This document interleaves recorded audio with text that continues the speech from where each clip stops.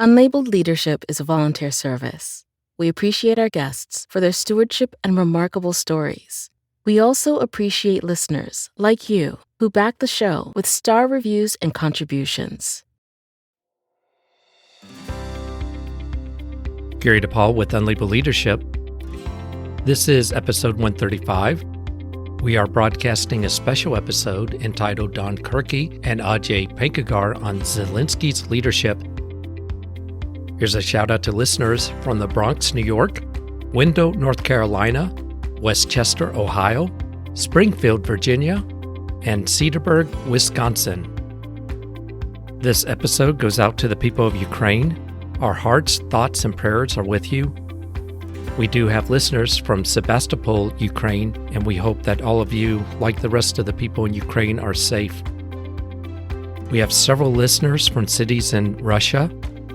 I don't know if they hear this episode or if they'll ever hear another episode, but our hearts go out to them as well for what they're going through.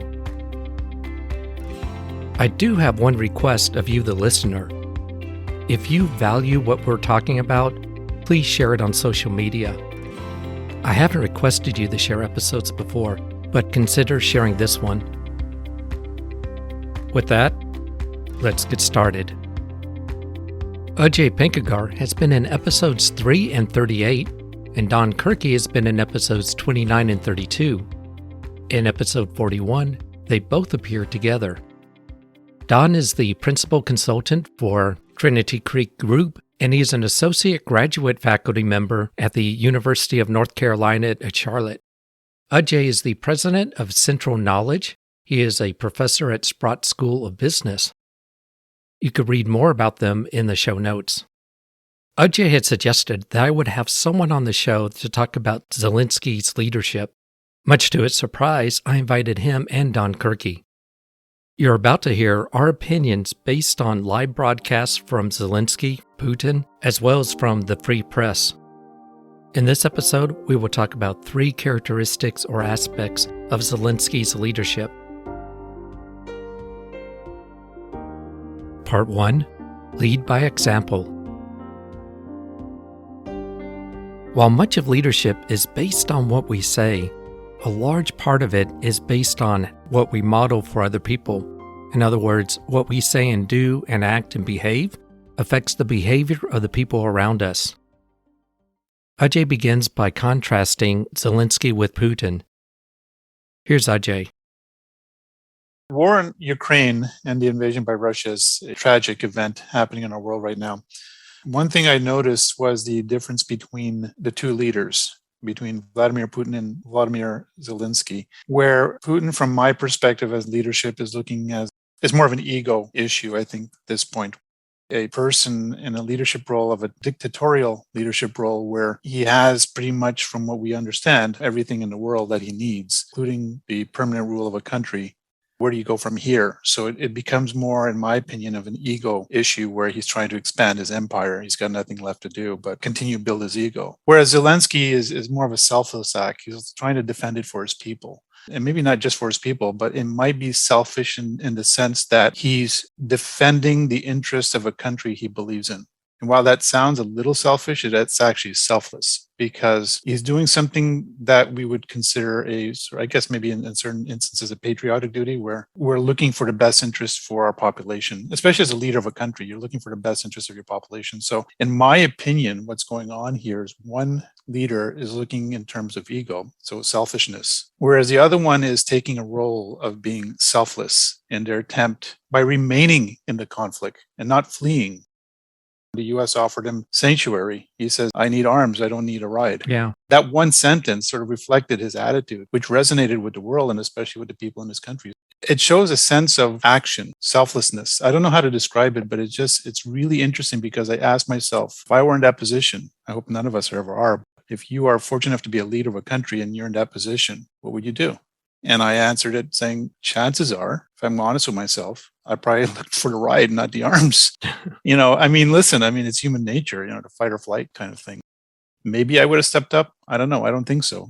It just shows the quality and integrity of an individual like Zelenskyy and just those simple words of defending what's best for his nation his people, and probably ultimately himself. And I don't think in his mind he wants to go down as a martyr. I think he's just doing what he believes is right. That's a selfless act. One of the 7 principles that I talk about is put others first. Zelenskyy is very much doing that with his people, even at the risk of his own safety and health. It's interesting that you put it that way because he is. It's one of your principles that you talk about, Gary. It's a leadership by example role. He's doing this, and it's his people are looking at him and saying, well, we should do the same. If our leader can lead by example, we need to follow him or her into that battle. You're sort of listening and echoing what's going on out there. So it's one of the principles you have to do best in light of others. It's a principle I follow when I manage people. I never go out and tell people what to do. I actually do it. And hopefully people see that and they action it. It's something that really is nice to see, where we're very cynical of politicians and leaders. The stark contrast you see between Putin at the end of a long table in a palace and Zelenskyy wearing a flak jacket and walking among and talking to the soldiers and to the people of Kyiv, just stark, shocking, and to my mind, visually powerful. You've touched on a couple of things. Appreciate the strength of character. And Gary, you said he's doing what's right. And one of the things that's called to mind is an older book these days. Jim Collins' Good to Great talked about leaders of organizations that became great were passionate, humble, but focused on the good of the organization. And if you swap out organization and say country, I think in Volodymyr Zelenskyy, we are seeing a leader who is passionate, realistically humble, but deeply passionate for his country. And it is a good reminder in the midst of all of this that his mother tongue is actually Russian, not Ukrainian, yet he is allied himself with the people of Ukraine with all that that means. Part 2, the courage to do what's right. There are many manifestations of the concept of courage. One is described by Kim Campbell in episode 95. Another is described in my book, 9 Practices of 21st Century Leadership, in the chapter, Face the Unknown Like Lions. And then there's the more traditional meaning of courage, which is what Don and Ajay discuss. To begin, here's Don. It is common in leadership studies these days to ignore the individual and focus on the system. There is real power in systems and in systemic structures. But I think when we look at Volodymyr Zelenskyy, we see the equal power in a single person. When I think about him, he's being compared frequently to Churchill, but I also think of Gandhi or Martin Luther King. These are people who stood up with real courage against the flow and made a profound difference. And I think the courage of a single person leading by example can't be underplayed. I meet people from time to time who have this kind of fatalism about them that says, I can't make a difference, I'm just... And then they fill in the blank with, I'm just a supervisor, I'm just a manager, I'm just a director, I'm just a vice president, I can't make a difference. There is incredible power in a single person having the courage to stand against the system and do what is right. I am enheartened when I look at Zelenskyy. Don makes some very valid points here. We're talking about Zelenskyy, and it's one of these very visual, world-encompassing examples. For me personally, the term courage is always meant to do things that nobody else wants to take on or to make decisions about things that are unpopular. Because it takes a degree of decisiveness to move forward with those kind of things. Because if nobody else wants to take it on, like in this case, a war, right? Yeah. I mean, I don't think even the President of the United States is trying to say everything to avoid getting into any type of world war conflict with the Russians. To take on the courage to say, I need to step forward and lean into this, not knowing what the outcome is going to be, is really impressive, because I think that happens to a lot of us in our workday lives, especially if we're leading a group of people. Don brings up a point about focusing on systems over people. I've always taken the other approach. The systems can be improved. As Don says, we need to focus more on people. And when you do that, you actually instill a sense of leadership. So you take on things that pain them, like that cause them consternation in their work life. And you try to move that boulder forward, whether it means that you have to take it up to higher levels or get into positions where it means that you're risking your own reputation to do what you believe is correct for your team, yourself, and the department. That takes a lot of courage. In this case, Zelenskyy is actually doing that. As Don says, the term organization for me is not just a company. Organization is a collective group of people getting together to achieve a certain goal. A country is an organization. Zelenskyy is moving this country forward into an area that most of us would never want to wish this on anybody or even step into it. When you have to answer the call, could you? When it comes to war, I don't know if I could, but when it comes to conflicts in the workplace or issues in the workplace, I know I can because I've done it. And I don't know what the outcome is going to be, but I know I'm stepping forward for the right reasons. And I just don't step into it for the glory or the need to be right. I've stepped into it to having the evidence that I'm approaching it for the right reasons. Now, whether it comes out the way I wanted to, that's another issue. I went into it for the right reasons. I'm supported by evidence. And Zelenskyy is doing exactly that. He's actually going into these situations with the evidence, a sovereign nation being invaded by another country. He's trying to stay out of the fray when Putin is accusing him of different atrocious things. Nazism, for example, or chemical weapons and all this kind of stuff that they're accusing Ukraine of having. He's stepping above the fray, which I can't say for a lot of us as human nature, we would want to sling the mud back at them. And he's not. He's like, let's just look at the facts. This level of courage, the structured process that he's taking and the intelligent and logical reasoning he's taking to courage, to me, is quite impressive. All these elements put together just shows the type of lessons that we can all take away, even in our daily lives. This is hard, and I don't want to underplay just how hard it is to stand against a system, stand against the flow, stand against what in Zelenskyy's case is an enemy that is much stronger than him. This does take incredible courage. This is incredibly hard. But at the same time, at some point, you have to look inside yourself and say, am I going to do what is right in this situation, or am I going to do what is convenient? I don't want those of you who are working in jobs that you don't care for or in organizations you don't care for because you need to care for your family.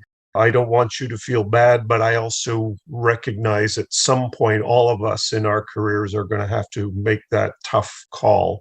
Am I going to do what's right in this situation, or am I going to do what's convenient or what's expected of me? I applaud Zelenskyy for doing what is right and what is needed in a really difficult situation, a horrendous situation. What's interesting, Don, that you bring up is what's right. When we talk about what's right, that's highly subjective. Putin, in his mind, he thinks he's right. I hate to bring this analogy up, but even in World War II, Hitler thought he was right. When you're in your own mind and within your own reasoning, you think you're doing the right thing, and how to define what right is a highly subjective reasoning. We know that the whole invasion is wrong, but it comes down to how do we know what's right? That becomes a challenge. And of course, it's legal and moral, ethical issues that guide us accordingly. At the end of it, once that's all done, do we know if we're doing the right thing in the face of courage? And that's always fascinated me. In the United States politics, one thing that I notice is that there's people that govern by survival and power and doing whatever they can do to stay in power and to do whatever they can to stay in power. Then when you switch over to this concept of courage and doing the right thing, it doesn't happen often. But when it does happen, there's a high risk that you will not be reelected. You will not be able to participate anymore. You could be ostracized for standing up to injustices. It's a different concept of courage and one of real leadership when that happens. I think it speaks to the systems influencing that sense of survival, because when you look at the US political system and how people feel they need to stay into power for whatever duration, the systems are putting in place the mechanisms to keep them in control. The lobbying, the funding, all this kind of stuff that go in that influence the leadership and the direction it takes and influences society. You're right, Gary. When somebody stands up to speak to courage, to do the right thing, especially in the US politics these days, you're demonized. It's usually funded by the systems. It takes significant amount of courage to stand up and do the right thing in the political environment that is the US right now, and even in Canada to a certain extent. You're starting to see that influence. To do that and get people to follow you seems to be insurmountable in the environment the US is in right now politically. And if a war did break out, let's say in the US, and somebody did try to invade it, would people coalesce together? Theoretically, we would say yes, because US has always been very patriotic and do what's right for country. In this environment, with the system set up, would they be able to stand up and recognize what is right, first of all, and have the courage to admit that, and second, have the courage to fight for it? It speaks a lot to the systems that are influencing the outcomes here. Ajay and Gary, I want to play on what you were talking about. There's two other things that I think you have to couple with courage. So courage alone is insufficient. And one of them obviously is intelligence. Courageous and stupid is incredibly dangerous. The other one that I want to focus on is integrity. Integrity is partially honesty. The other element of integrity is consistency. One of the things that we are frequently see in politics is a lack of honesty and a lack of consistency. So if my party does it, it's good. If the other party does it, it is bad. That's inconsistent and fundamentally dishonest. In addition to courage and intelligence, we are looking for integrity that is honest about the situation. And as we circle back to thinking about Zelenskyy, he is not whitewashing. He is not acting typically like a politician for whom everything is sunny, even when it's raining. He is being brutally honest about the situation. He is consistent in his messaging, and he is also courageous. And I think that combination has real power.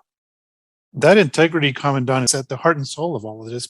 I was just watching recently a 60-minute segment on election integrity in Wisconsin and how the Republican lawyers and parties are still fighting that the election was fixed and rigged and all this kind of stuff. And the person leading the electoral votes in Wisconsin, I don't know what the title is, but the person was elected based on a Republican House in Wisconsin twice. She was nominated and confirmed by that group to lead a bipartisan group to count this. Now the Republican Party is saying that she's corrupt. She was interviewed saying that, no, these are the 10 steps we did to verify everything. There has been no corruption into this. And now they're threatening her with criminal action. But where I'm going with this is that it showed a high degree of integrity for her, even though she was elected by a certain group of individuals, to stand up and say, hey, this election has been processed with the utmost respect within the legal boundaries, and verification processes to take place to confirm that these are correct. Which shows the integrity and the courage to face the masters that put you into place. You know what I'm saying? Like, it speaks volumes to what you just said, Don, the integrity part. Part 3, Relatability. How do you interact with other people? Are you authentic? Are your thoughts and words congruent? Do you talk down to people? How do you connect? In this part of the conversation, we talk about relatability. To get us started, here's Ajay. I was reading an article about Zelenskyy, and the way he's relating people is on a very human level.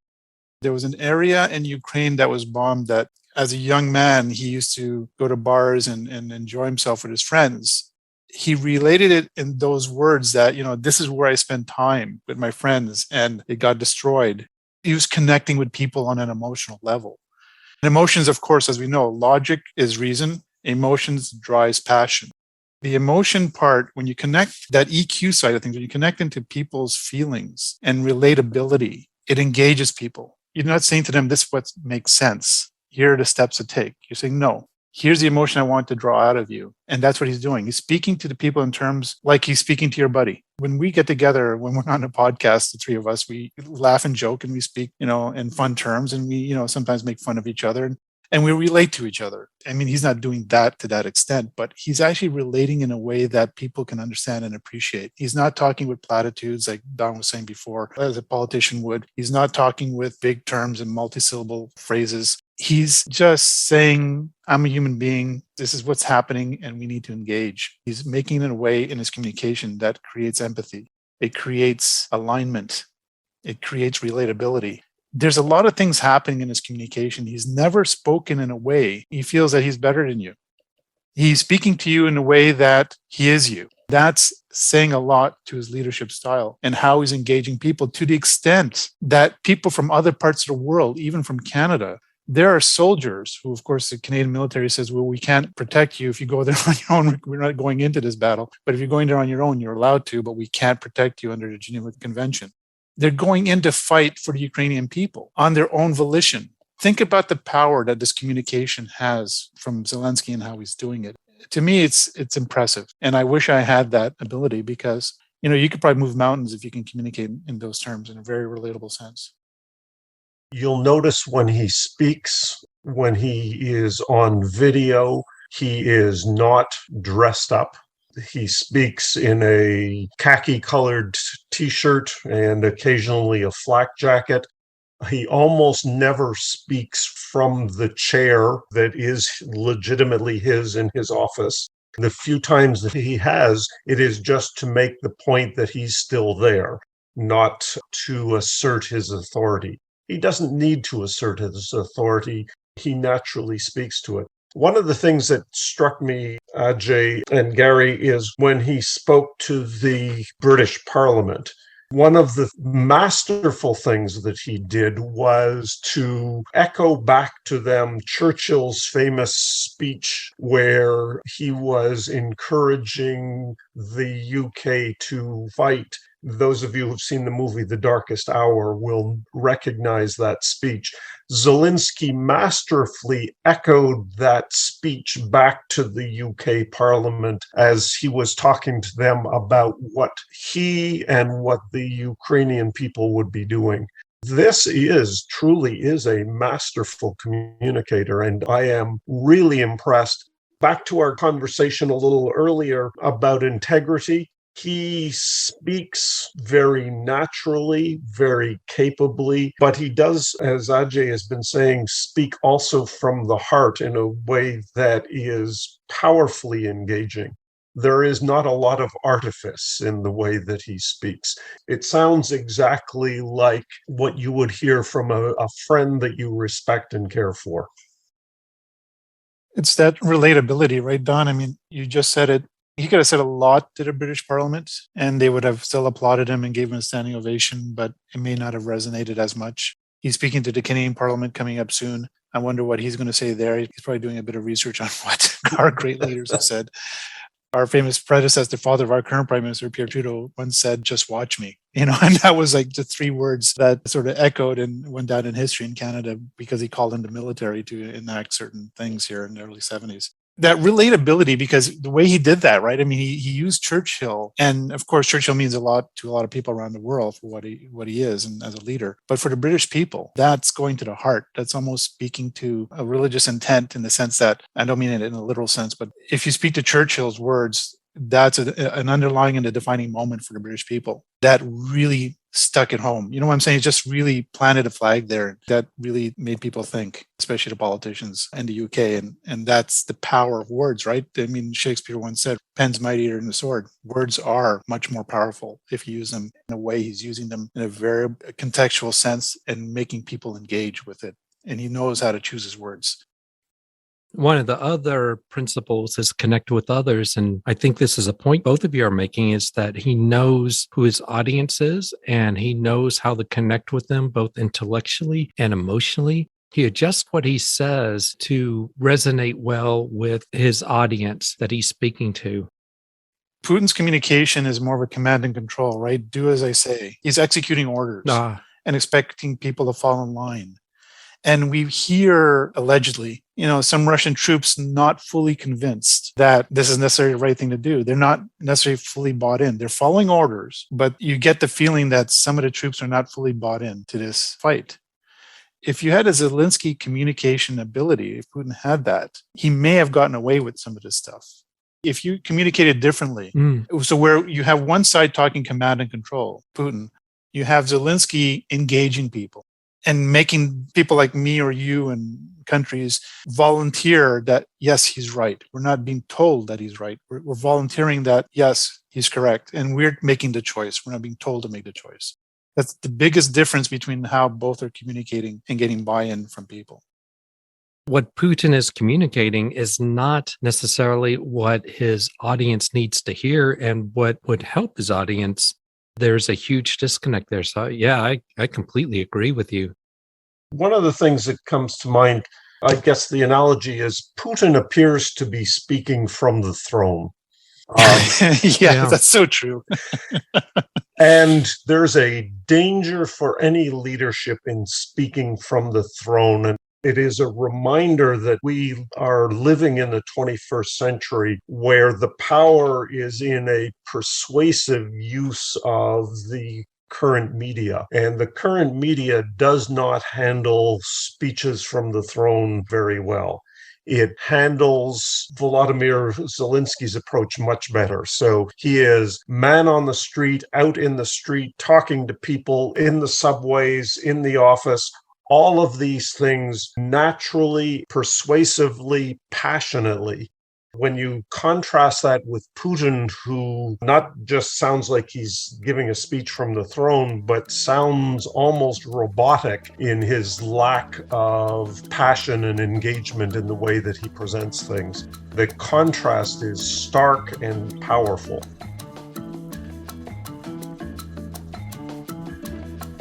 My thanks to Don Kirkey and Ajay Pangarkar. If you'd like to learn more about Don and Ajay, go to the show notes. And if you have a question or comment, go to unlabelleadership.com, click the message icon, and leave a voicemail message for up to 1 minute. I'd like to thank those who contribute to the show. Your contributions makes a difference because this is an all-volunteer service. I'd like to thank you for listening. This is Gary DePaul. Until next time, lead on.